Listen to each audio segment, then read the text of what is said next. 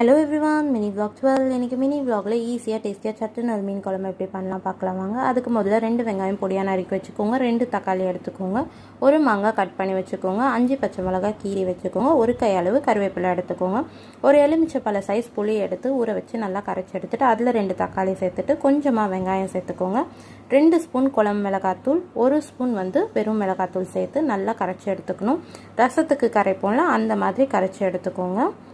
இப்போது ஒரு கடாய் ஸ்டவ்வில் வச்சுட்டு அதில் 2 கரண்டி எண்ணெய் ஊற்றிக்கோங்க. கொஞ்சமாக வெந்தயம் கடுகு போட்டு நல்லா பொரியிற வரைக்கும் வெயிட் பண்ணணும். அதுக்கப்புறம் ஆல்ரெடி கட் பண்ணி வச்சுருந்த வெங்காயம் கருவேப்பிலை பச்சை மிளகாய் சேர்த்து நல்லா வதக்கி விடுங்க. ஒரு 2 நிமிஷம் வதக்கி விட்ட பிறகு நம்ம ஆல்ரெடி கரைச்சி வச்சுருந்த குழம்பு சேர்த்து நல்லா கொதிக்க விடணும்.